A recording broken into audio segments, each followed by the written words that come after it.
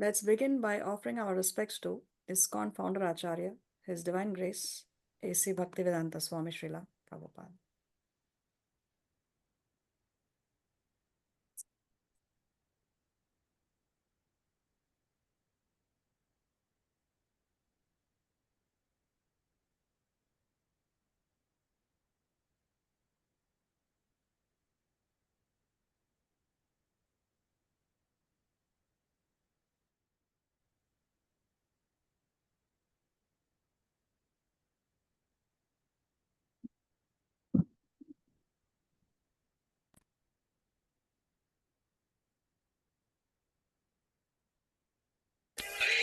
Hare Krishna Krishna Hare Hare Ram Ram Ram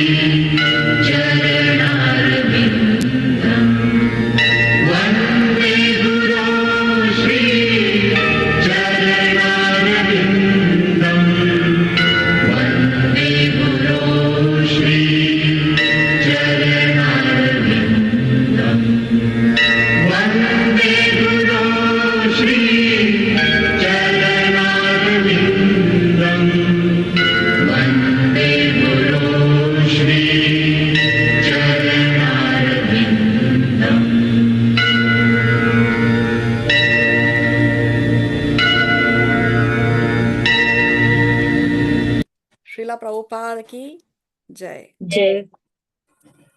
Om Agyana Timirandasya Jnananjana Shalakaya Chakshurunmilitam Yena Tasmai Shri Gurave Namaha. Nama Om Vishnu Padaya Krishna Prestaya Bhutale Srimate Bhaktivedanta Swamin Iti Namine. Namaste Saraswate Deve Gauravani Pracharine Nirvishesha Shunyavadi Paschatya Deshatarine. He Krishna Karuna Sindhu Dina Bandhu Jagatpate Gopesha Gopika Kanta Radha Kanta Namostute Tapta Kanchana Gaurangi Radhe Vrindavaneshwari Rishabhanu Sute Devi Pranamami Hari Priye Vancha Kalpa Taruvyascha Kripa Sindhu Vyaevacha Patitanam Pavanebhyo Vaishnavebhyo Namo Namaha. Jai Shri Krishna Chaitanya Prabhu Nityananda Shri Advaita Gadadhar Shri Vasadi Gaura Bhakta Vrinda. Hare Krishna Krishna Krishna Hare Hare Hare Rama Rama Rama Hare Hare. Please repeat after me. Om Namo Bhagavate Vasudevaya. Om Namo Bhagavate Vasudevaya. Om Namo Bhagavate Vasudevaya. Om Namo Bhagavate Vasudevaya. Om Namo Bhagavate Vasudevaya. Om Namo Bhagavate Vasudevaya.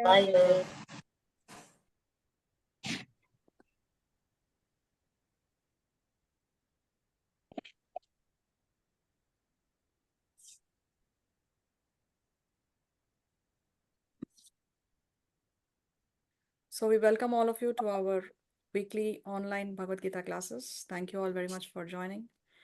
We have with us here Auntie Neeta, Shivani, Divya, Aja, Dipti Adnani, Durga Prasad, Bhumika, Karuna, Khushbu, Jagrati, Lavina, Manju, Neha Chatlani, Ritu Lalwani, then my parents are there, Sri Radhe Hari Devidasi, Swapna, and we have Varsha. Okay.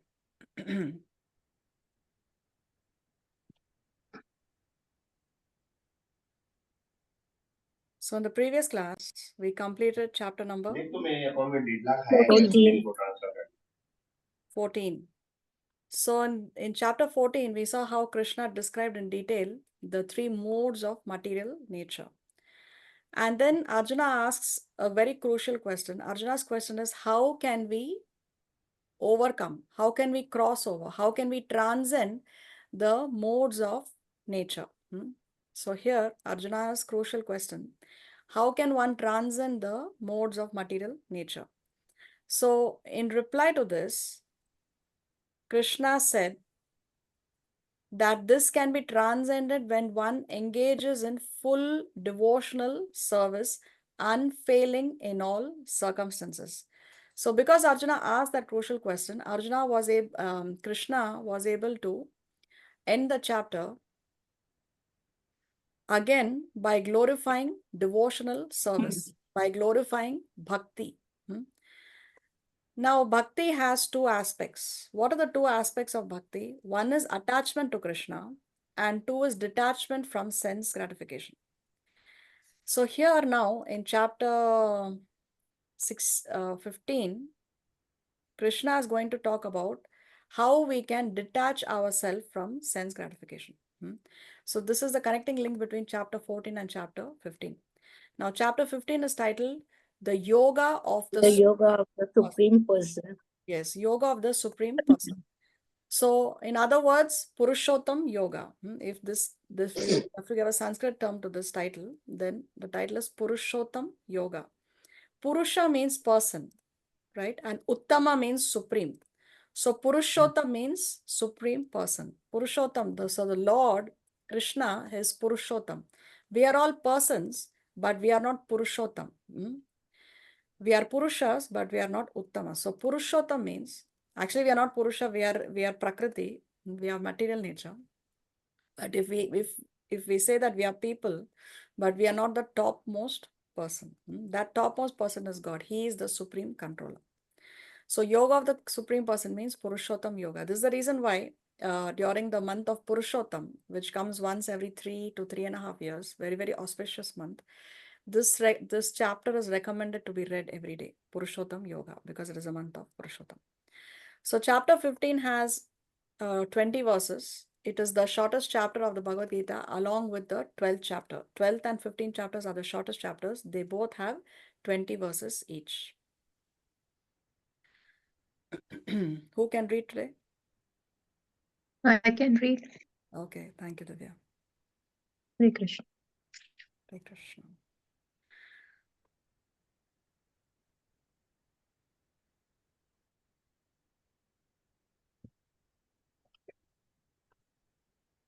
Okay, so as I said, title Yoga of the Supreme Person, 15th chapter, 20 verses. But of course, as usual, before we learn this chapter, read, recite, what are the benefits? We need to know what is the benefit of learning, reading, reciting, learning this particular chapter. So these histories are from the Gita Mahatmya of the Padma Purana. So this is Lord Shiva speaking to Goddess Parvati. So the history goes that in Gauda Desh, there was a king called Narasingha. He was very, very powerful. In fact, he was so powerful that he was able to defeat even the demigods, even the Devatas. Now, he had a commander-in-chief. So the commander-in-chief of his army, his name was Sarab Merun. Sarab Merun. He was very greedy, and along with the prince, he plotted to kill the king and become the ruler. But it so happened that he died of cholera before he could execute his plan.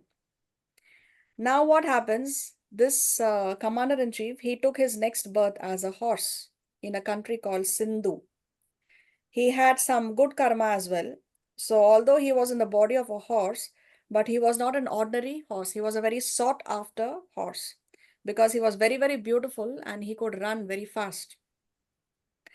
And once the son of a rich man of Gauda Desh, he saw this horse and he bought him with the intention of selling him to the king Narasingha. Now, obviously, if the king is going to purchase it, he's going to purchase it for a good amount of money. So he wanted to sell this to the king. So he goes to the palace, and the king very carefully examined the horse, and he realized that yes, indeed, this horse is of the highest quality. So he bought it at whatever price was quoted. After some days, the king went hunting and rode on this particular horse. Remember, this horse in the previous life was his commander-in-chief, no? So after some time, the king goes hunting and he rode on this horse. And as he went hunting, he followed a deer. And it so happened that he went deep in the forest. And he went so deep in the forest that his party was actually left behind. The people with whom he left, those people were left far behind, and he went deep into the forest. Now the king was all alone. He was tired and thirsty, and he decided to rest under a tree. He tied the horse to a tree and himself sat on a large rock. After a while, he saw a piece of parchment. Now, what is a parchment? A parchment is a small, thin piece of animal skin that was used in the previous ages to write, no? So it so happened that when he's sitting there resting on that large rock, a piece of parchment came there. And then he picked up that parchment and he saw that something was written on that parchment. Can you guess what was written on the parchment? Chapter 14, Chapter 15 Bhagavad Gita. Chapter 15 of the Bhagavad Gita. So can we write the entire chapter on a small parchment paper? Just one shloka was written. One shloka was written. Actually, not even one shloka, just half a shloka was written. Half a shloka of chapter 15 was written on it.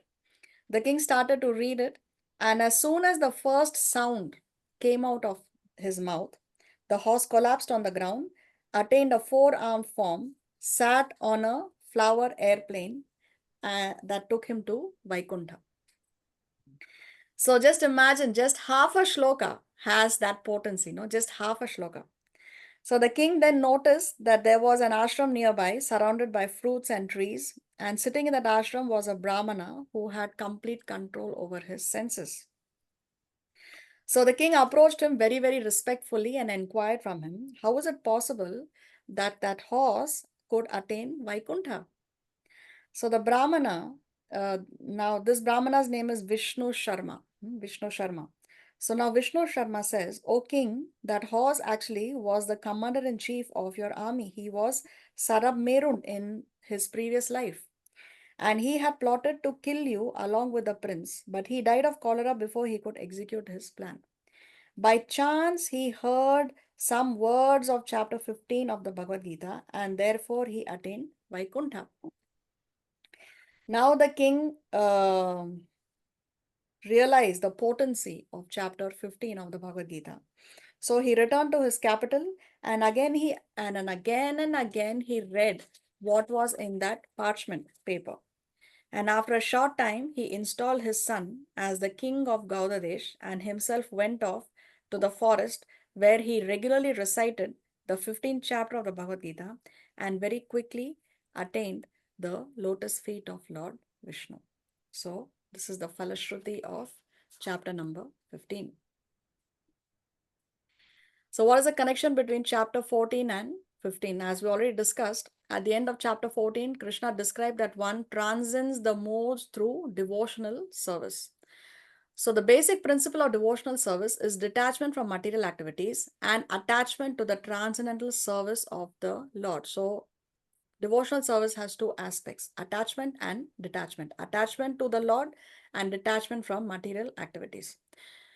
The process of breaking attachment to the material world is discussed in the beginning of this chapter. So this is what is described in the beginning of this particular chapter. Now, of these two, which do you think is more important? This Attachment to Krishna. Attachment to attachment to Krishna is more important. Why?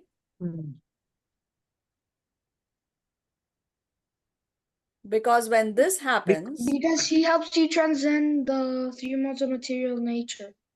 okay, see, the point is when one is attached to Krishna, then detachment from material sense gratification happens automatically.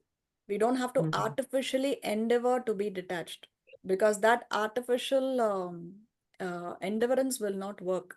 This is the reason why New Year resolutions will never work. No, people take a New Year resolution okay, this year, no more smoking. But how long can they stick to it? So, as long as there is no attachment to the Lord, we cannot get detachment from material sense gratification. Just as how if a child is holding on to a toy and you tell the child, okay, give up this toy, just give away this toy, the child will not be willing to give it away. But if you give the child something better, more attractive, then the child will be willing to give away the old toy. Then the child will be detached from that toy because he's getting something better. So attachment to Krishna is so nectarian that once we are attached to Krishna, or once we start to develop attachment to Krishna, automatically detachment will take place by default. So we don't have to first be completely detached and then we think, okay, now I will take to devotional service. Now I will take to chanting. No, you just, no matter who you are, whatever position you are in, you can start off engaging in the processes of devotional service. Of course, devotional service begins with Shravanam and Kirtanam, chanting and hearing and chanting. So when we start to chant the holy name, automatically we will see that now we are no more interested in the lower interests, like material sense gratification.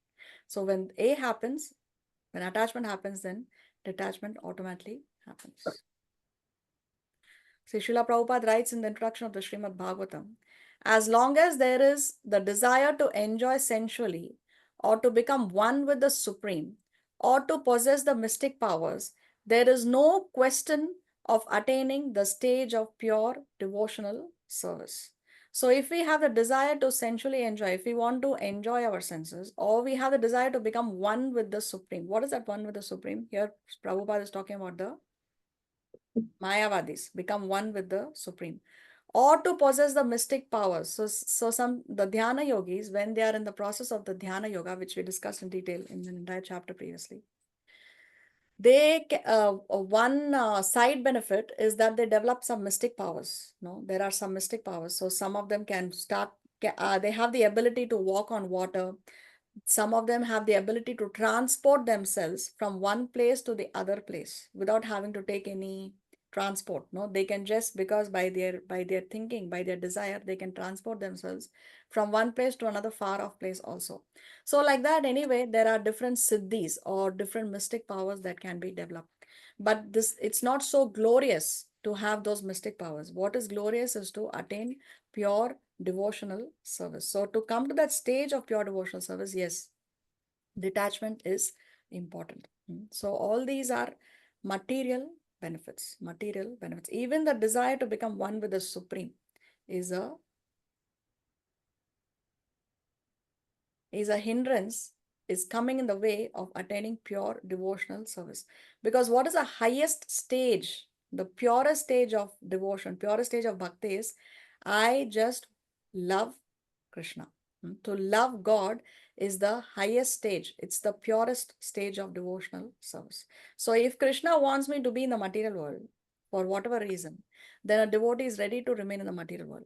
If Krishna wants you to go to hell, then the devotee is happy to go to hell also. The devotee does not even have the desire to become one with the Supreme. Because anyway, when he's on the stage of pure devotional service, he is with Krishna.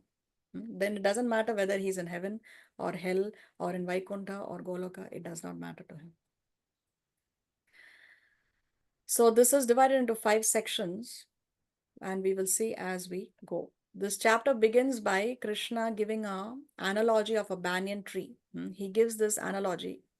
He compares the material world to a banyan tree. The banyan tree in Sanskrit is called as Ashwatha. And he describes how this material world is like an upside down banyan tree. This is the analogy that Krishna gives in the beginning of this chapter. Then later he describes Purushottam Yoga in verses 6 to 20, which is the title of the chapter. So let's hear the shloka.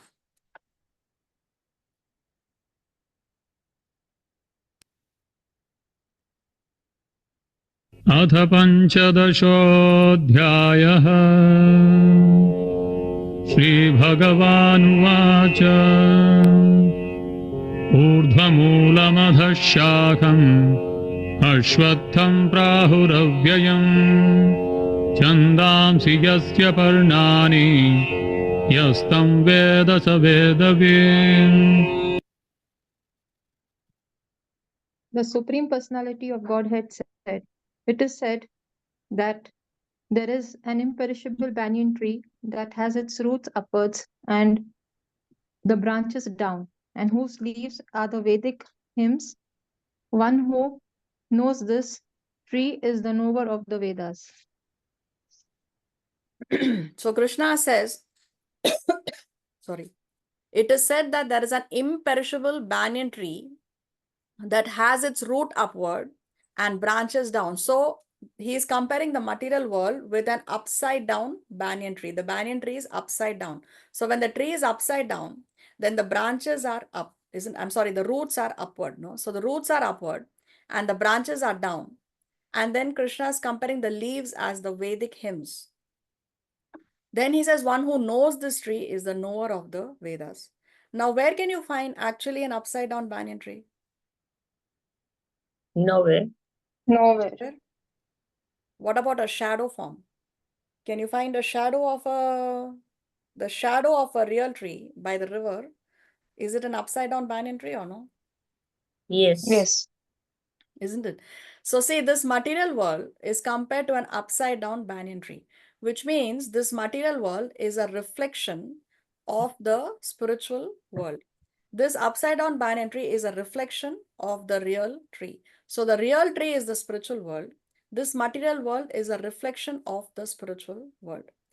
Now, whatever is in the spiritual world is there in the material world, true or false? True. Because whatever is in the original tree, you can see in the reflection of that tree, isn't it? But does it really exist? No. No, because on this original tree, you can have fruits, leaves, branches, but in the shadow, it appears that it is there, but is it really there? It is really not there. No. So this is the reason why it is said that this material world is an illusion. Now, what do you mean by material world is an illusion? It doesn't mean that it does not exist. The material world does exist. That is real. No, the existence of the material world is real.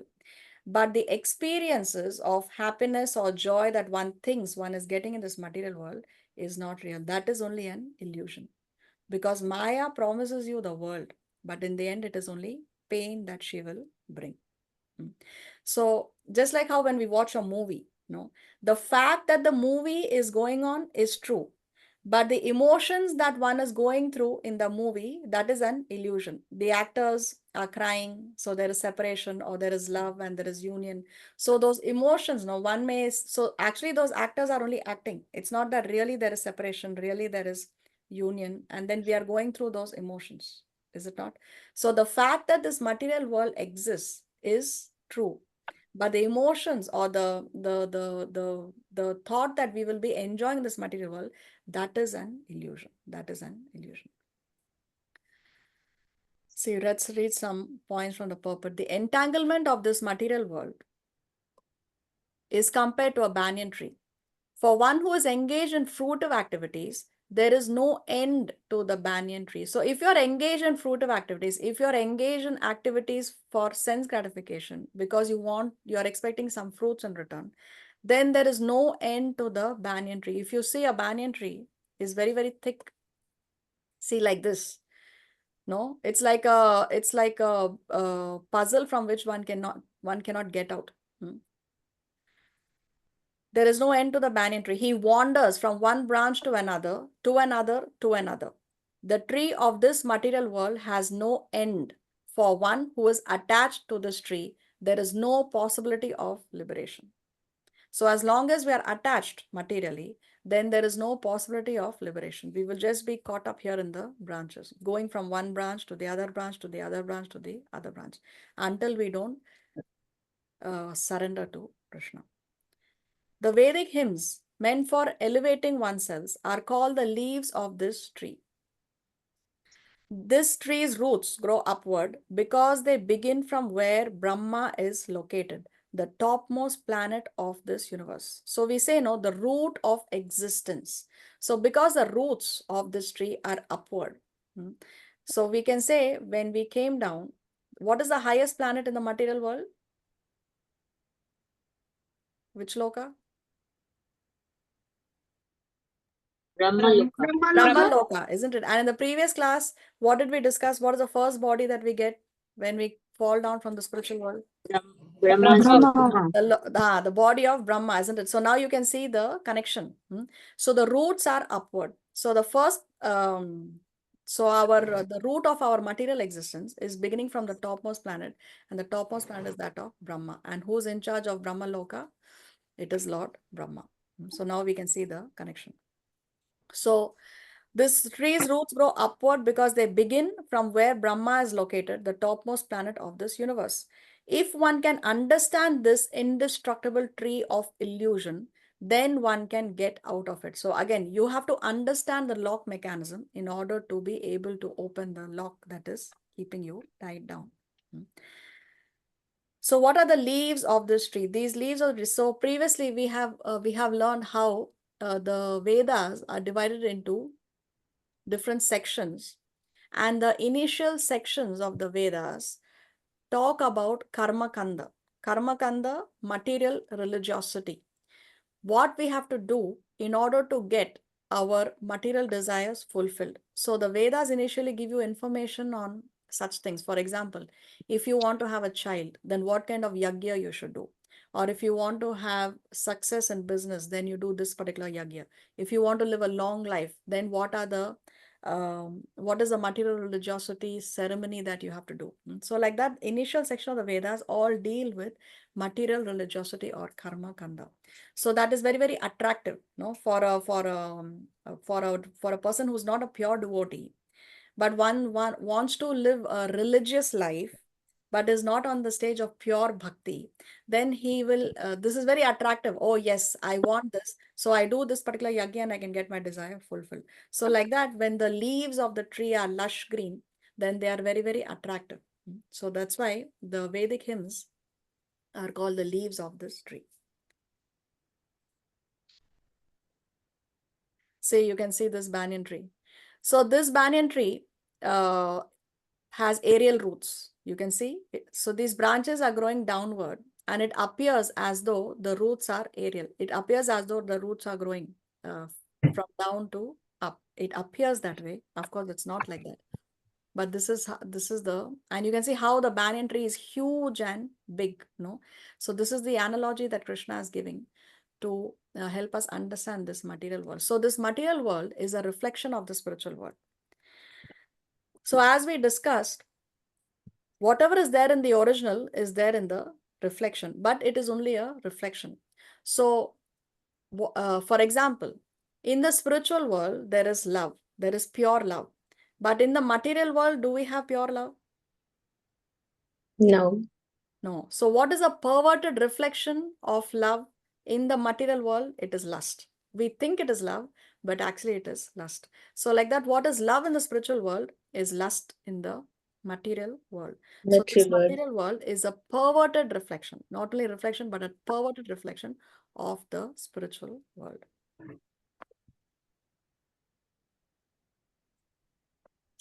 Then what does Krishna say? One who knows this tree is a knower of the Vedas. This is explained in the purport as follows. After discussing Bhakti Yoga, one may question, what about the Vedas? So chapter 15 describes the purpose of Vedic study is to understand Krishna. The whole purpose of studying the Vedas is actually to understand Krishna, to come to the conclusion that Krishna is the Supreme Personality of Godhead. Therefore, one who is, see, understand Krishna, one can actually never finish, the thing about understanding Krishna is when you really understand that you cannot understand Krishna is when you actually begin to understand Krishna. So it's impossible to fully understand Krishna. Achintya Bheda Veda Tattva. Inconceivable. He is inconceivable.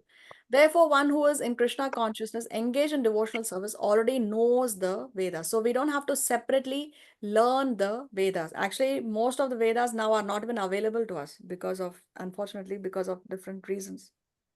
Because of the influence of Kali Yuga, most of the Vedas are not available to us. Some parts we have. Bhagavad Gita we have, fortunately. Bhagavatam we have, fortunately. Like that we have some books.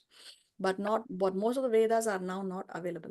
But one who is engaged in devotional service, Just by engaging in devotional service, you get realizations.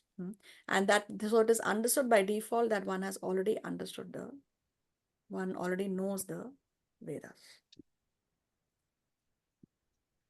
So let us try to understand this analogy. So the real tree is the spiritual world. You can see this here. The shadow of the tree is the material world. Now this blue section here is the river. If there is no river, there would be no reflection. So this river actually indicates our material desires. If we do not have any material desires, then there would be no material world. We come down here because we have material desires, is it not? So just as how we have to have a river for the reflection, there has to be material desire for for the material world to exist. So what are the roots? Roots are our material existence. So we can see this is an upside down tree. So the roots are up. So our existence here begins here in Brahma Loka as Lord Brahma. Branches, various planetary systems. So we have upper and lower planetary systems. So we know upper is the higher planetary systems. Then we have the earthly planetary systems, and then we have the lower planetary systems. So these branches are the various planetary systems. On top, the top part of the branches are the higher planetary systems, starting from Brahma Loka, and then we have the planet of the great sages, and we have the planets of the demigods, the devatas. And then the lower planetary systems are the, here you can see, animalistic life. And what are the fruits of this tree? So the fruits of this tree here are sense gratification, religiosity, economic development, and liberation. Here you can see. So actually, these are the 4 subject matters of the Vedas. The Vedas have 4 subject matters. What are they? Dharma, Artha, Kama, and Moksha. Dharma, religiosity, that is material religiosity, what we discussed, Karma Kanda.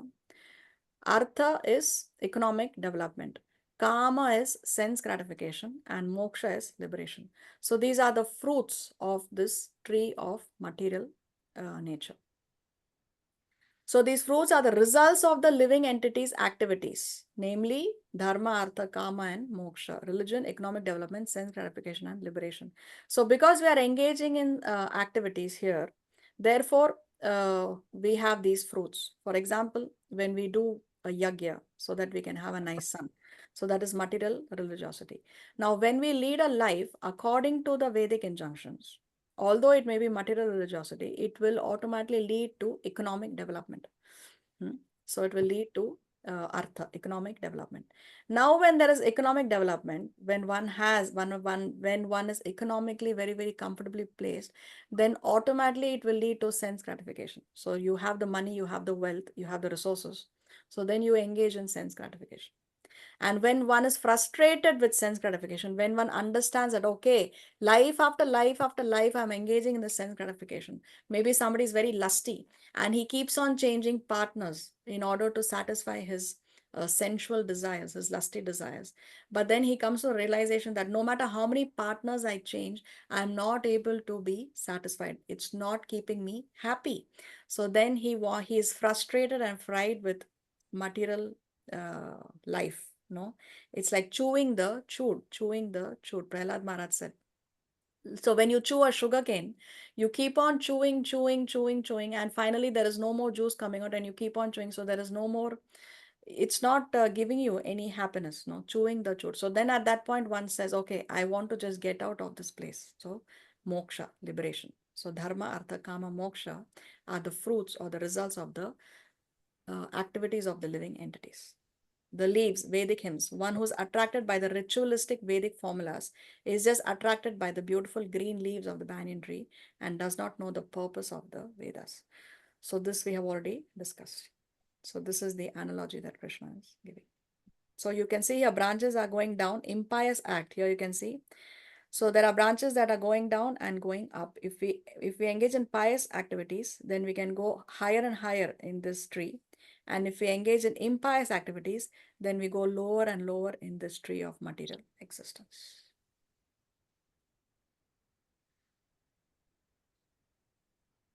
This tree's roots grow upward because they begin from where Brahma is located, the topmost planet of this universe. This means that the Jiva begins his material journey as Brahma. Both the Lord and the living entity being qualitatively spirit soul. So the Lord and the Jiva, God and us, we are equal in quality, only in quality, remember, not in quantity. So because we are qualitatively the same, we have the tendency for peaceful enjoyment. So yes, if we have the desire to enjoy, it is not unnatural. It is only natural that we want to enjoy, because being a part and parcel of Krishna, we want to enjoy. So yes, we can enjoy, but we have to enjoy with Krishna. We cannot enjoy independent of Krishna. That is where the mistake is. So both the Lord and the living entity, being qualitatively spirit soul, have the tendency for peaceful enjoyment. But when the part of the Supreme Personality of Godhead unfortunately wants to enjoy independently without Krishna, he is put into the material world, where he begins his life as Brahma and is gradually degraded to the status of an ant or a worm in stool. So see how the degradation is happening. This is from the Srimad Bhagavatam. So between these two requirements, detachment from the material activities and process of attachment by transcendental service, which should we concentrate more on first? We already answered this question. So see this verse from the Srimad Bhagavatam. For one who is anxious to engage constantly in hearing such topics, Krishna Katha gradually increases his indifference towards all other things. So just by hearing, we discussed how Shravanam, hearing is the Shravanam Kirtanam at the beginning of the devotional service. So just by hearing the glories of Krishna, hearing about Krishna, or hearing from Krishna, all that is Krishna Katha, from the devotees or from Krishna, it increases our indifference towards all other things. So detachment is happening by default. Such constant remembrance of the lotus feet of Lord Krishna by the devotee who has achieved transcendental bliss vanquishes all his miseries without delay.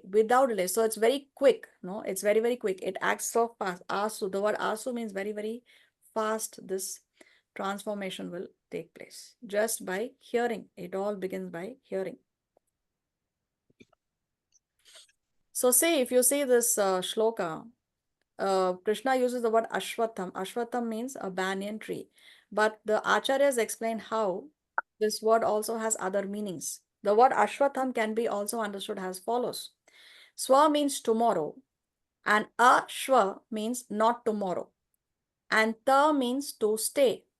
So thus Ashwatam can be taken as that which will not exist tomorrow, that which will not stay, that which will not exist tomorrow.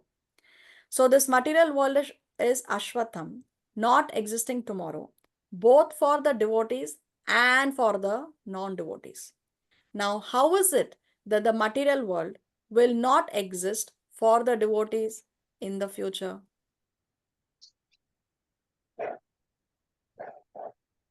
They'll be liberated. Yes, they will be liberated. So they are no more going to be here in this material world. So therefore, for the devotees, this material world will not exist tomorrow. But for the non-devotees, how it will not exist tomorrow?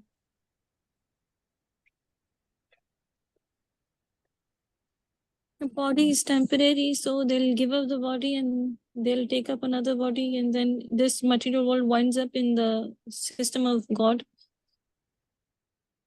Yes. So that time they are in the material world or they are in the spiritual world? In the material world. They are still in the material world. So then, Yeah. Maybe they can be degraded also. okay. So when they are degraded, they are in the material world or in the spiritual world? Material world. So how come the material world will not exist for the non-devotees? It will exist for them until they engage in Krishna consciousness. Okay, but when they engage in Krishna consciousness, now they are devotees or non-devotees? Devotees. Now they are devotees. But the point is, how come the material world will not exist tomorrow for the non-devotees? Okay, let's see. It doesn't exist tomorrow for the devotees because the devotees will become liberated tomorrow and attain the spiritual world. This Varsha already answered. The tree doesn't exist tomorrow for the non-devotees because everything that they are attached to will cease to exist. So that way for them, because everything that is material will cease to exist in the future. Whatever they think is mine will cease to exist in the future. So that way, this tree doesn't exist tomorrow for the non-devotees. The word avyayam also indicates that although the fruits of their attachment will cease to exist tomorrow, the non-devotee's material existence is avyayam. It is everlasting. So their existence is everlasting, but the fruits of their labor, that will cease to exist tomorrow for the non-devotees. Now there's another meaning of ashwa, which the acharyas explain. In Sanskrit, ashwa also means horse. A horse often stands with 3 legs on the ground and 1 leg dangling, as you can see in the picture. Similarly, the 3 solid standing legs of existence, Tripada Vibhuti, represent the spiritual world, while the dangling leg, the Ekapada Vibhuti, is the material world. So what is the connection? 3 legs spiritual world, 1 leg material world. Have we discussed the proportion of the material world and the spiritual world in the past? Yeah. Not 100% spiritual world. So what is the percentage? 75. Yes, 70. Yes, so 1/4 of the spiritual realm is the material world. No, we have discussed that. How 3/4 is the spiritual world, 1/4 is the material world. So the 3 solid legs of the horse represent the spiritual world, while the dangling leg is the material world. So there's another explanation of the word ashwa. Okay, let's go to the second verse. अधश्चोर्ध्वम् प्रसृतास्तस्य शाखा गुणप्रवृद्धा विषयप्रवालाः अधश्च मूलान्यनुसन्ततानि कर्मानुबन्धीनि मनुष्यलोके.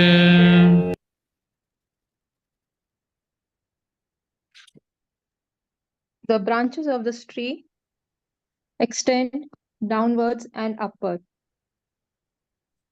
nourished by the 3 modes of material nature. The twigs are the objects of the senses. This tree also has roots going down, and these are bound to the fruitive actions of human society. So the branches of the tree extend downward and upward. How are these nourished? So of course, if there's a tree, the tree has to be nourished, no? Nourished with water. So the tree of material existence is nourished by the modes of material nature. Modes of material nature.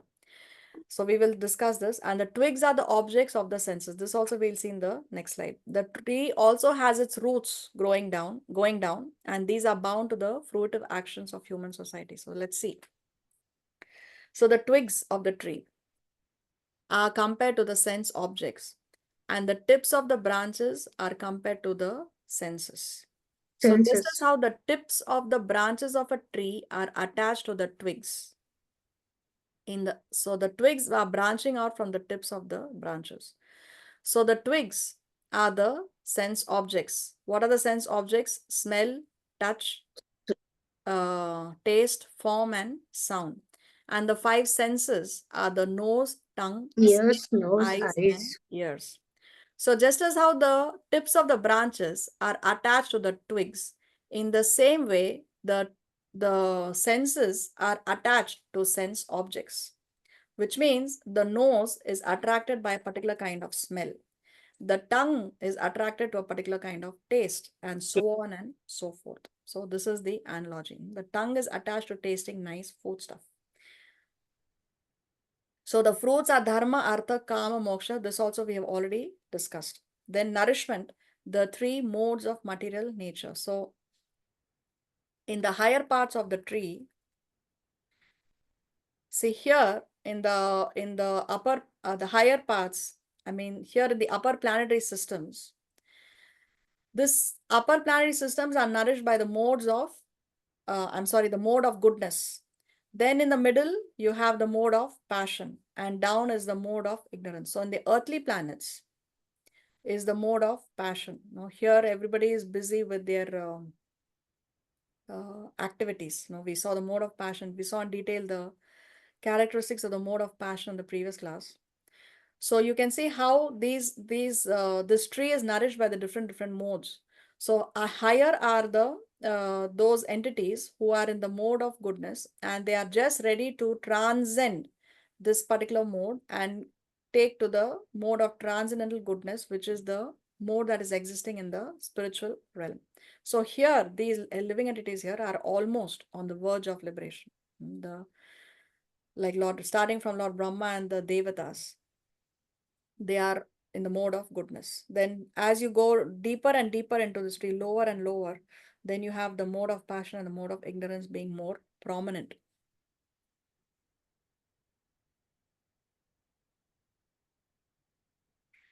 See, material world is a tree nourished by three modes and fruitive activities. Different species manifest according to the proportions of modes. When there is less water, the tract is barren. When there is more water, the tract is green. In the lower parts, there are variegated manifestations of living entities, human beings, animals, horses, cows, dogs, cats, etc. These are situated on the lower parts of the branches, whereas on the upper parts are higher forms of living entities, the demigods, the Gandharvas, and so many other higher species of life. As a tree is nourished by water, so this tree is nourished by the three modes of material nature. Sometimes we find that a tract of land is barren for want of sufficient water, and sometimes the tract is very green. Similarly, where particular modes of material nature are proportionately greater in quantity, the different species of life are manifested accordingly. So as we discussed in the higher section of this tree of material existence, the mode of goodness is more greater in quantity. So therefore, you have those kind of species who are in the mode of goodness, like the great sages, the devatas, starting from Lord Brahma. But in the lowest part of this tree of material existence is the mode of ignorance that is more prominent, and therefore you will see the animalistic species of life are manifested down.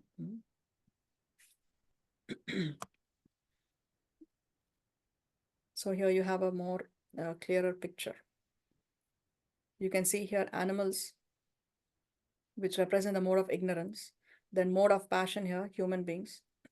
Some of them are engaged in karma kanda activities. Some of them are engaged in their material duties, materialistic life. Some of them are engaged in sinful activities here. Mode of passion. And here is mode of goodness.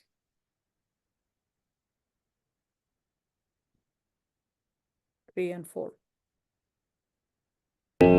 न रूपमस्येह तथोपलभ्यते नान्तो न चादिर्न च सम्प्रतिष्ठा अश्वत्थमेनं सुविरूढमूलम् असङ्गशस्त्रेण दृढेन चित्वा ततः पदं तत्परिमार्गितव्यं यस्मिन् गता न निवर्तन्ति भूयः तमेव चाद्यं पुरुषं प्रपद्ये यतः प्रवृत्तिः प्रसृता पुराणी.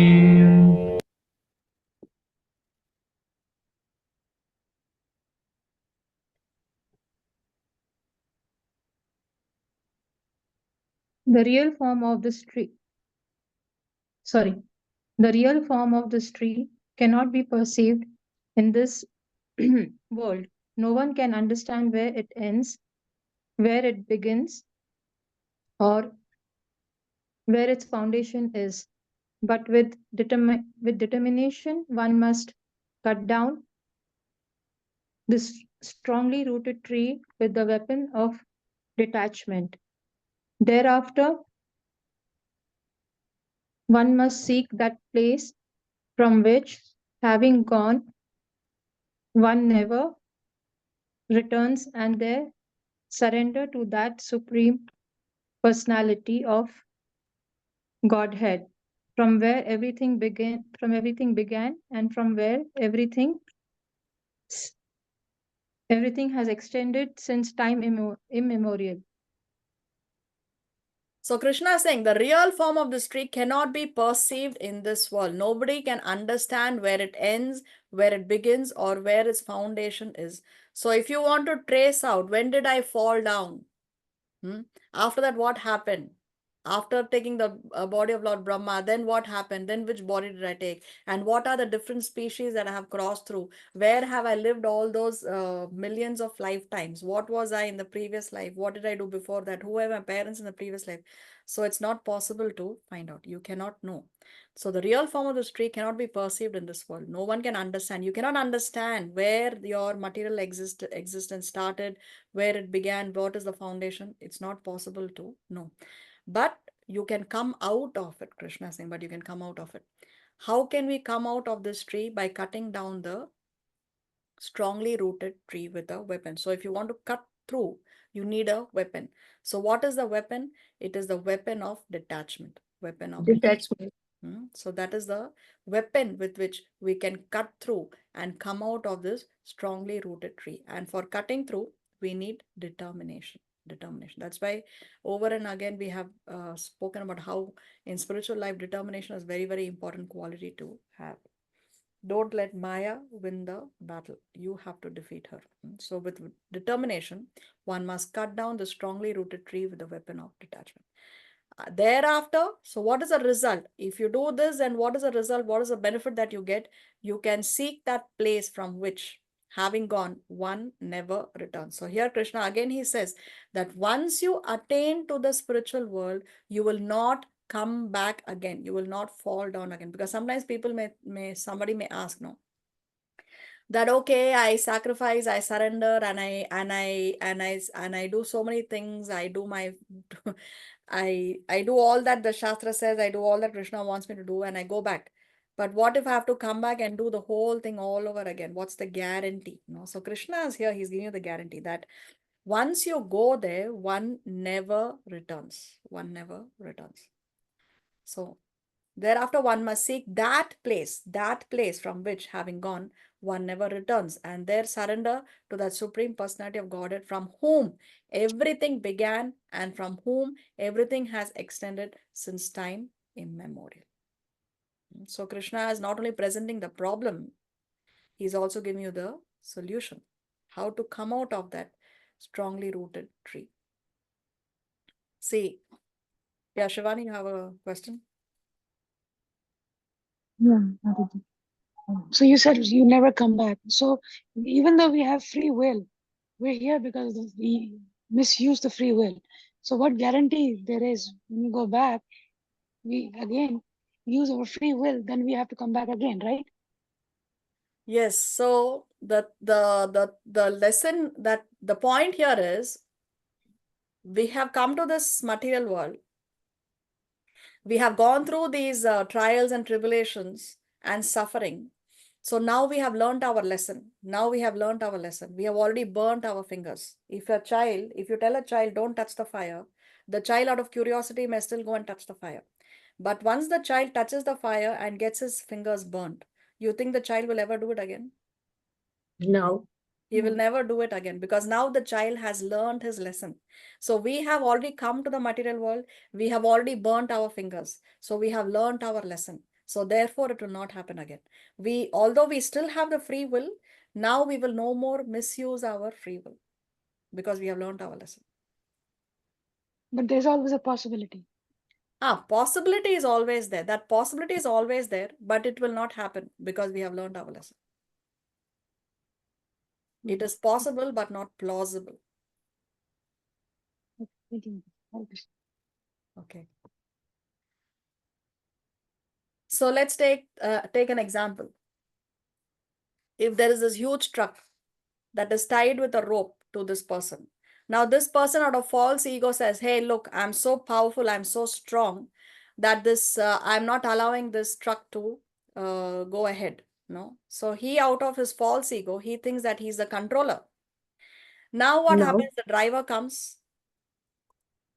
The driver comes and he puts the truck in reverse gear. And the truck is approaching him slowly. The truck is approaching him. But still this guy out of false ego, he says that, hey, look, I am controlling the truck. It is me who's controlling the truck. And he thinks that this truck will not come so close to him and damage him or hurt him. Now the truck comes very close to him, and suddenly the driver puts the truck in forward Great. gear, and he's going to drive in forward gear. Now this man is finished, isn't it? What can he do to save himself? He has no control Nothing. over the driver. Cut the rope. He has he to has- leave the Yes, Cut he the has rope. to cut this rope, isn't it? He has to cut this rope. So this is exactly what Krishna is saying. You have to cut the rope of material existence with the weapon of detachment. detachment. Yes, with the weapon of detachment. Correct. So what is this truck indicating? The truck nearing him indicates actually death. So death is fast approaching. Each one of us, no? The moment we were born itself, our date of expiry has been established. Our expiry date is already there. So death is fast approaching, fast approaching, fast approaching. But we think that it will not happen to us. We see everyone around us dying. We see our relatives, friends. We see so many of them dying even in young age. But we think, no, it will not happen to us. So we live a life as though death will not come anytime soon. But yes, death does approach, and then death is going to take you away.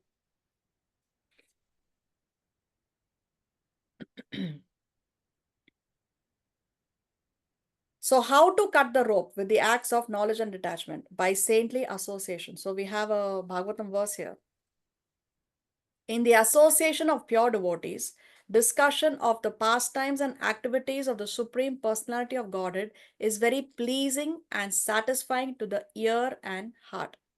By cultivating such knowledge, one gradually becomes advanced on the path of liberation, and thereafter he is freed and his attraction becomes fixed. Then real devotion and devotional service begin. So in the association of pure devotees, Satam Prasangan. So Satam Prasangan, in the association of pure devotees, Krishna is saying, Mama Virya Samvido. Mama means my. Virya Samvido means discussion of my wonderful activities are very pleasing. Rit Karna. Rit Karna. Rit means heart and Karna means ears. So when the Lord's wonderful activities are discussed in the association of pure devotees, that is very pleasing to the heart and to the ears. See, Rasayana, Rasa, no, it's very, very pleasing. It's very nectarian to the heart and the ears. Then what happens? Asu, Krishna is saying that Tad Josanat Asu Apavarga Vartmani. Then the where is that?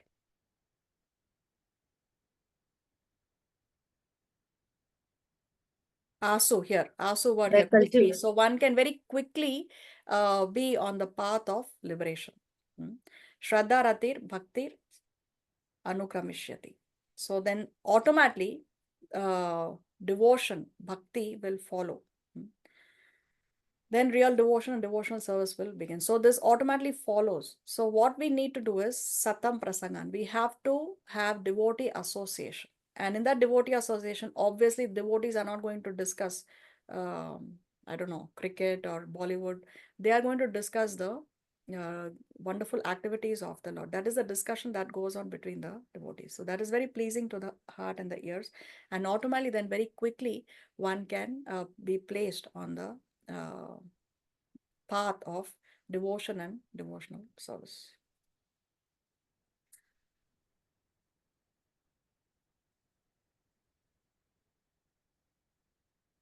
निर्माणमोहाजितसङ्गदोष अध्यात्मनित्या विनिवृत्तकामाः द्वन्द्वैर्विमुक्ताः सुखदुःखसंज्ञैर्गच्छन्त्यमूढाः पदमव्ययम् तत् Those who are free from false prestige, illusion, and false association, who understand the eternal, who are done with material lust, who are freed from the dualities of happiness and distress, and who are unbewildered, know how to surrender unto the Supreme Person, attain to that eternal kingdom.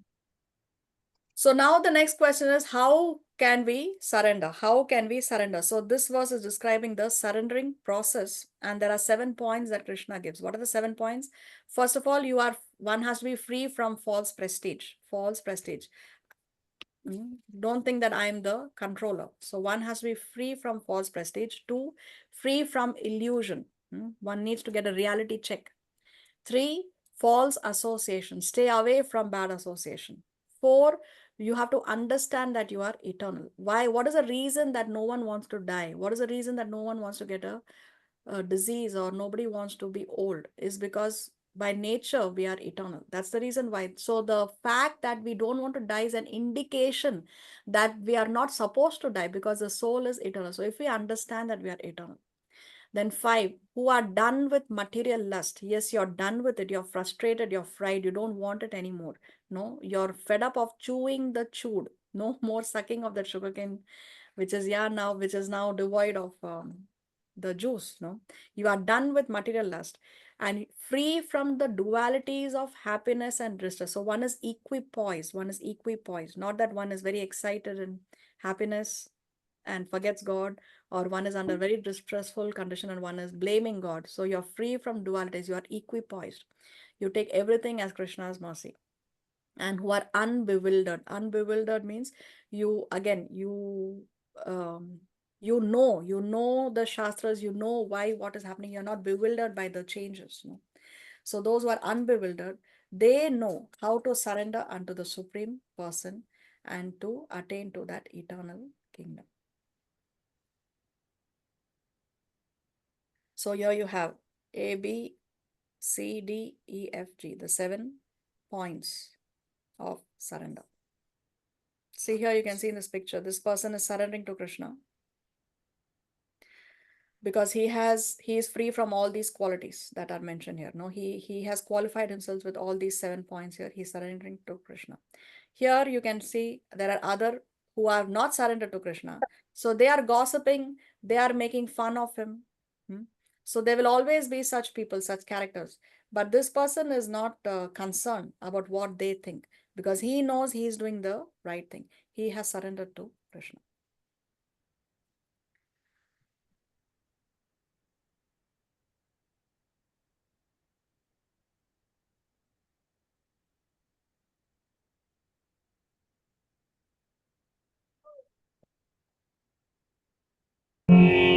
न तद्भासयते सूर्यो न शशाङ्को न पावकः यद्गत्वा न निवर्तन्ते तद्धाम परमं मम.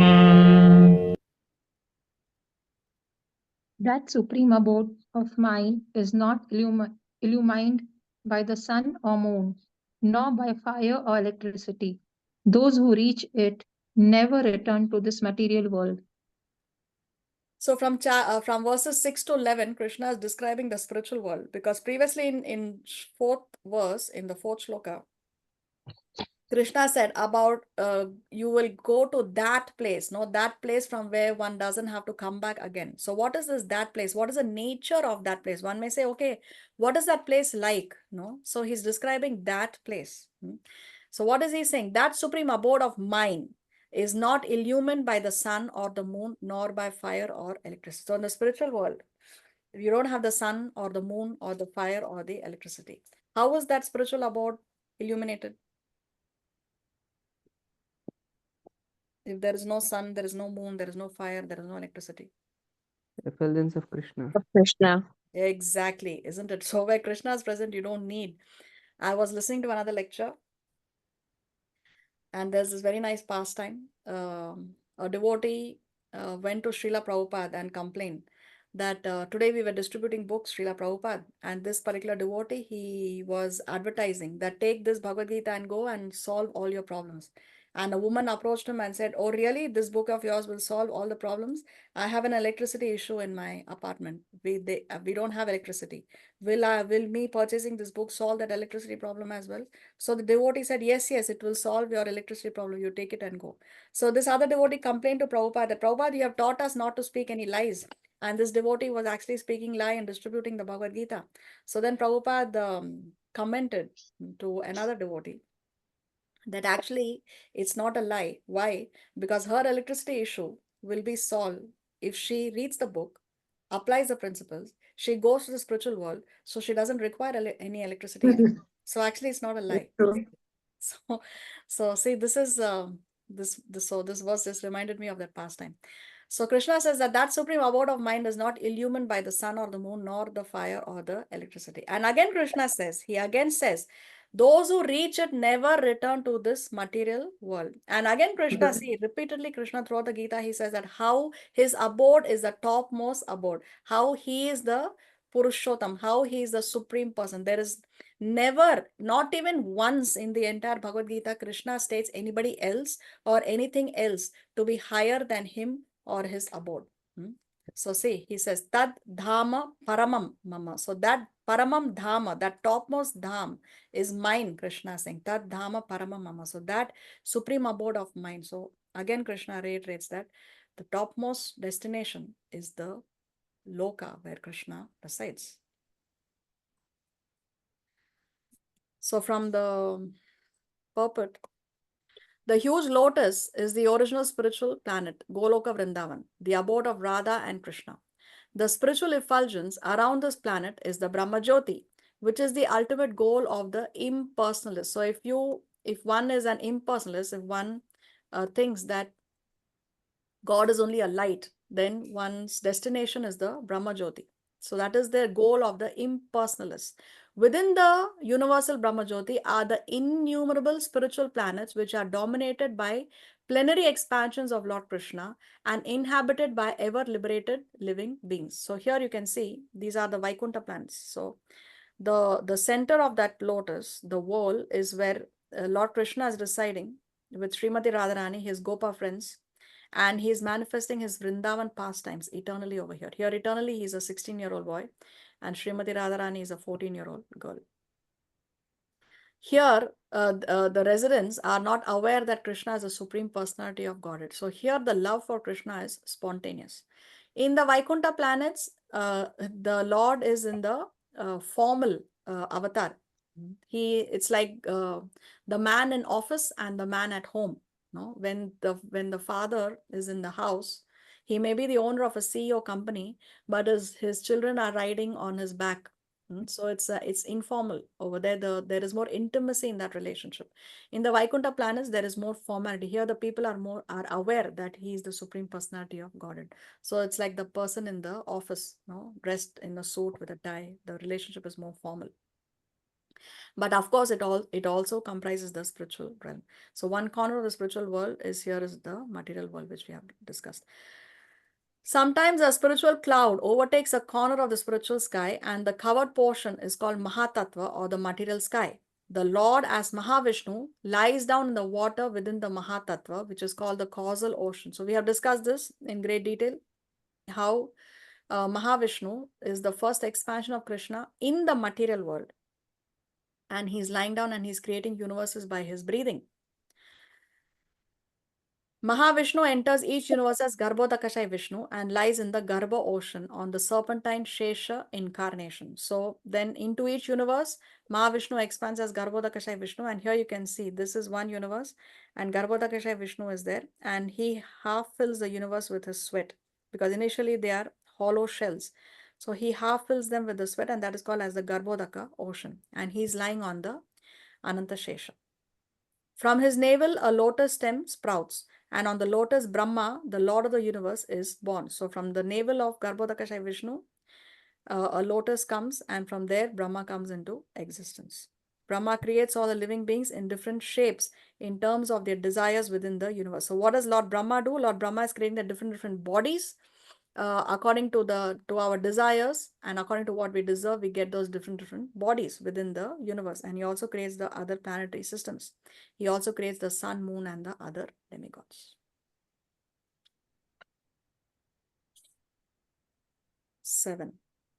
ममैवांशो जीवलोके जीवभूतः सनातनः मनःषष्ठानीन्द्रियाणि प्रकृतिस्थानि कर्षति.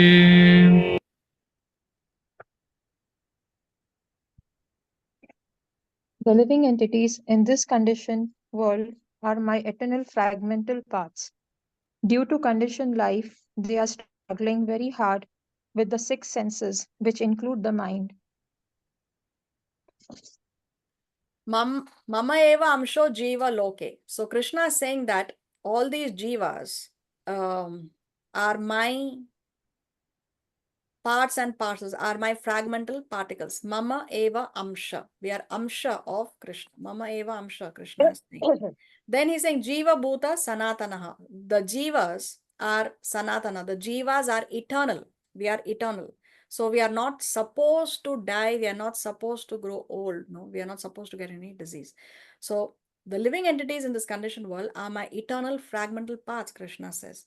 But we are struggling. Why are we struggling if we are eternally parts and parcels of Krishna? Because due to the conditioned life, we are struggling very hard with the six senses, which include the mind. This is the reason we are struggling. Although we are Sanatanaha, although we are eternal, we are struggling very hard. So this verse actually shows how powerful the mind is. The mind is going to lead us to sense gratification. The mind is always going to tempt us and lead us to sense gratification. So all the senses are around the mind. The mind desires, and then the senses, we want to satisfy our senses because that's what the mind is telling us to do. And therefore, we are struggling very, very hard, Krishna is saying. So unless we don't surrender to Krishna, we will not be happy. We will not be happy because again, we are Mama Eva Amsha. We are parts and parcels of Krishna. We are Sanatana. We are eternally parts and parcels of Krishna. So how can we be happy as long as we are separated? How can a child be happy as long as he's separated from his loving father? So the original position of every living entity, that we are eternally parts and parcels of Krishna. We belong to him in the spiritual world. But our current position is what Krishna said. We are now struggling hard with the mind and senses in the material world. So this is our original position, but this is our current position. So when we ditch this current position and we go back to our original position, we realize our eternal nature. When we come to that realization, when we go back home, back to Godhead, then only we can be happy. See here how we are struggling with the mind. So much of struggle just to exist, no, just to exist, just to survive. Just to survive, there is so much of struggle, so much of struggle. The word karshati, struggling or grappling hard, is very, very significant. The conditioned soul is bound up as though shackled by iron chains. He is bound up by the false ego, and the mind is the chief agent which is driving him in this material existence. The senses are so strong and impetus, O Arjuna, that they forcibly carry away the mind, even of a man of discrimination who is endeavoring to control them. So this is from the second chapter. We have already seen this verse. So see, the senses are so strong that they carry away the mind of even a man of discrimination. We saw how Arjuna also was carried away at the beginning of the war. So this chariot, these 5 horses represent the Senses. 5 senses. Yes, very nice. And who is this person here? The passenger is the? Is it the mind? No. The passenger is the? Soul, The soul. Yes, very nice. And the driver is the? mind. Right. No. The driver can control the horses through the reins. So the reins are what and the driver is what?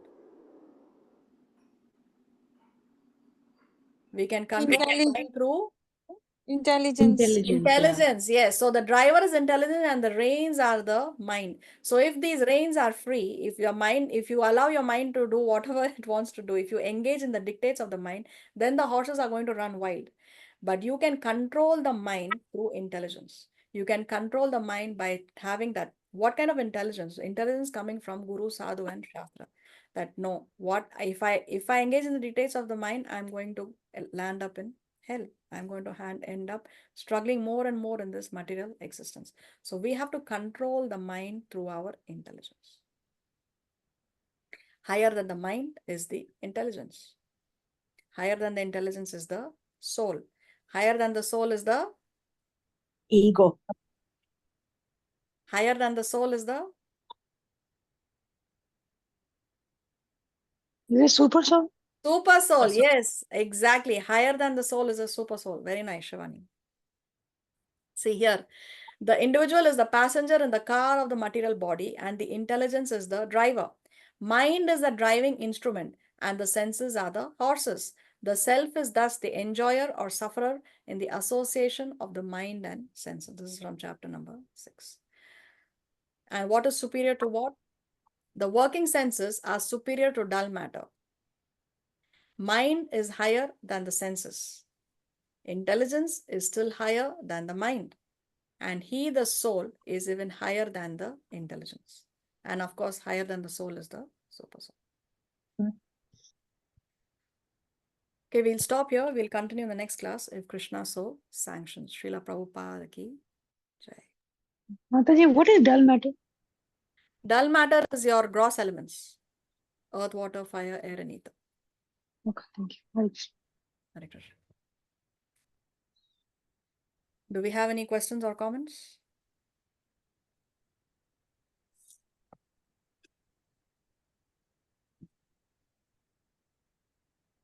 So sometime today we will be putting up the exam of chapter 15. Chapter 15. Yeah, you'll have some 2 weeks because the next class, if Krishna so sanctions, we'll complete this particular chapter and then we can go on to chapter number 16.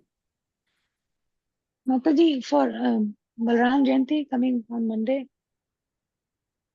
Sorry, Yes, Balram Balram Purnima. Jayanti on Monday, at least in this part of the world. I don't know, when is it in India? When is Balram Jayanti in India? Purnima? I think it'll be a day, 24. a day after us. Monday? Monday. Um, Monday. Okay, so on Balaram Jayanti, we fast till 12 noon. Lord Balaram is the first expansion of Krishna. And Balaram teaches us, no? He teaches us how we can perfectly serve Krishna. Balaram actually all the material worlds and the spiritual worlds, everything is coming from Balaram. It's Balaram who expands as the first quadruple expansions. And then from the first quadruple expansions comes Narayan. And then the second quadruple expansion. And then again, Balaram expands as the 3 Vishnus. So all these spiritual worlds and material worlds is taking place because of Lord Balaram. And Lord Balaram appeared in the Treta Yuga as Lakshmana. Lakshman. No, he came in Dwapara Yuga as Balram. Balaram himself, yes, as Krishna's elder brother. No, previously he came the younger brother, Lakshmana, Younger brother. but then later he came as the elder brother. And then in Kali Yuga he came as Nityananda. Lord Nityananda. No, and as Balaram in all the, you see, he has done very, very difficult services, very difficult services. Like when he came as Lakshman was given very, very difficult services. For example, when Sita sent Lord Ram in search of the deer, Lord Ram gave Lakshman the instruction, don't leave Sita, take care of Sita. But then when Sita heard the cries of Marichi, but he was actually imitating Lord Ram, Sita gave him a contradicting instruction. No, she said, go and see what happened to Lord Ram, because she was concerned for her husband's well-being. So Lakshman had this, what to do, because the brother has given him one instruction and the brother's wife is giving another contradicting instruction. So very, very difficult service for Lakshman. No? Eventually Lakshman went drawing the line, but then Sita was kidnapped. And then Lord Ram chastised Lakshman. Why didn't you follow my instruction? Another difficult seva that Lakshman did was when Sita was returned, when Ravan was killed and Sita came back to Lord Ram and Sita had to pass through the fire.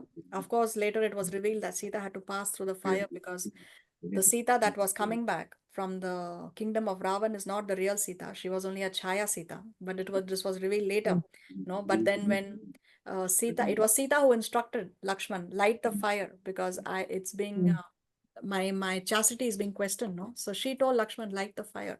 And then Lakshman looked at Lord Ram, what's happening? And Ram didn't say, don't do it. So it was very, very difficult service for Lakshman to actually light that fire for Sita, no? through which Sita was going to enter, and they thought that they are going to lose her forever. So like that, Lakshman has done very, very difficult services. Balaram did very difficult services as Lakshman. Then when he came as Balaram also, he did a very difficult service, which was he became the spiritual master of Duryodhan. Imagine having a disciple like Duryodhan, someone so evil and so adamant as Duryodhan. No, it was not easy for Balaram. And then as Lord Nityananda also, he did very difficult services. He had to go and preach to the fallen conditioned souls. We saw how he preached to Jagai and Madai, and he was even struck by that pot, no? And Lord Nityananda was bleeding. So like that, Lord Balaram has done very, very difficult services. And he also did a very, very important service as Balaram, was that when Krishna left Vrindavan and he was living in Dwarka, Krishna sent Balaram to Vrindavan to pacify the Vrajavasis, because the Vrajavasis were feeling so much separation from Krishna. He sent Balaram. Krishna sent Balaram to Vrindavan, and Balaram actually stayed there for 2 months to pacify the Vrajavasis. And it's described by the Acharyas that when Balaram went and pacified the Vrajavasis, they were feeling fully satisfied, because Balaram is not different from Krishna. No, so Krishna sent Balaram not only with his message, but actually Krishna's heart went with Balaram to Vrindavan to pacify the Vrajavasis. So he pacified the Vrajavasis, and he was a connecting link between the Vrajavasis and Krishna. They were feeling fully pacified only after Lord Balaram went to Vrindavan, and he promised them that Krishna will return. So you can see how Balaram, we can learn from Lord Balaram how we should execute our services, no? How to serve Krishna to perfection. There is no difference between Balaram and Krishna. The only difference in terms of potency and power, there is no difference between Krishna and Balaram. Only difference is the difference of the complexion. No, Krishna is blue, Balaram is white. No, so the only difference between the two is the color, but there is no difference in potency and the power. He is Krishna is a supreme personality of Godhead, and Balaram is the supreme personality of servitor Godhead. Servitor Godhead. How can you serve perfectly? So that is Balaram. Balaram also represents Akhanda Guru Tattva. Akhanda Guru Tattva. All the bona fide spiritual masters get their empowerment from Lord Balaram. Get their empowerment from Lord Balaram. So please attend Balaram Purnima celebrations in your local temples. Here in Santiago also we have Monday starting from 4 p.m. We have Kirtan, 5 o'clock is the class. The class will be in English with translation in Spanish, and then followed by Kirtan Aarti, and 7:30 is the dinner prasad here in Chile. Monday or Sunday, ma'am? Monday. Yeah, it's on Sunday, no? Sorry, celebration is on Sunday, but Balaram Purnima Okay. is on Monday. So you fast Yeah. on Monday, but the celebration is on Sunday. So the fasting starts from Monday morning, right? Yeah, Monday when you get up from your sleep, you don't eat or drink, if you can, if your health so permits, till 12 noon. Okay. Thank you. Okay. Mataji, what about for Tuesdays? Srila Prabhupadaji's yes. Srila Prabhupada's appearance is the following week, after the Okay. next day of Janmashtami, not the next day of Okay. Bhagavad. Okay. Okay. Sorry, I got confused. I thought Yeah. so many things are happening. Yeah. So should There we are make many anything festivals. like special for the Purnima for Monday? Is there anything special we're supposed to do, like cooking Yeah, wise? Balaram Purnima, you can read about the pastimes of Lord Balaram. You can go, if you cannot go to the temple, then you can meditate and focus and read about the pastimes of Lord Balaram. And of course, you're fasting till 12 noon, increase your japa and pray to Lord Balaram, pray to Guru Tattva, so that he can remove all your obstacles in your spiritual life. And if you cannot attend the local temple, then you can watch online also YouTube, how the festival is being celebrated. It's very important actually, as far as possible, we should attend these festivals in the temple. Because it is a time, it's like if your friend is inviting you for a birthday party and you don't go, your friend will not like it, no? So we try to attend the birthday party so that our friends don't feel offended. So like that, it's the birthday of Lord Balaram. We should go to the temple and we should celebrate with all the devotees. It's very important to attend the festivals in the temple. So if you can't do that because of your circumstances, then you try to attend online, or You meditate on the pastimes of Lord Balaram, you read his pastimes, increase your japa. Thank you, Mataji. Pray for me that I can go. I somehow I find ways of going. Like it's like like people run away and they come back. So that is my position. I go and then I come back. And I don't inform, but they know where I'm going. I have no other place than temple. So hopefully I will be able to go this Monday and the following week as well. Jai. Hare Yeah, Krishna, 8 days Hare after Krishna. Balaram Purnima comes Janmashtami. And the next day of Janmashtami is Prabhupada's appearance day. So and then again we have Radhashtami. 15 Yes. days after Janmashtami is Radhashtami. No, Radhashtami is before, right? When does Radhashtami come? Wait, let me check the dates here. Radhashtami comes before Janmashtami. It's the other way around, no, Mataji? First is Janmashtami and then Radhashtami after 2 weeks. Yes. 11th September is Radhashtami. Yes. First is Janmashtami and then Radhashtami, correct. Then Radha, yes, exactly. Yeah, 2 weeks after Janmashtami is Radhashtami. Yeah, because Prabhupada said that Janmashtami is only an indication that Radhashtami is coming. No, the big festival is Radhashtami. So yes, 2 weeks after Janmashtami is Radhashtami. I'm sorry. So 11th September is Radhashtami, here in Chile at least. Okay, anything else? Mataji, when does Kartik start? Kartik, I'll tell you 1 second.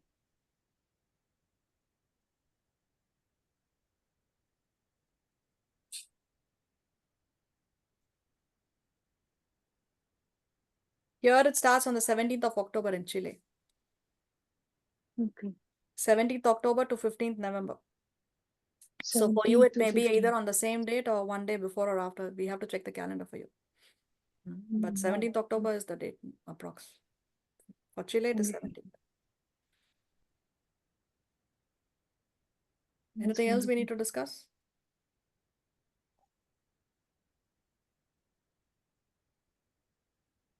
Okay then, since there are no questions or comments, we'll see you in the next class if Krishna so sanctions. Till then, have a nice weekend. Krishna consciousness. Vanchakalpatarubhyascha kripa sindhu vyayevacha patitanam pavanebhyo vaishnavebhyo namo. Srila Prabhupada ki jai, Srimad Bhagavad Gita. Jai. Jai. Thank you Hare very Krishna, much. Dhanur Pranam, Yes, Mataji. Thank you so much. Thank you very much. Hare Krishna. Mataji. Thank you. Thank you. Hare Krishna.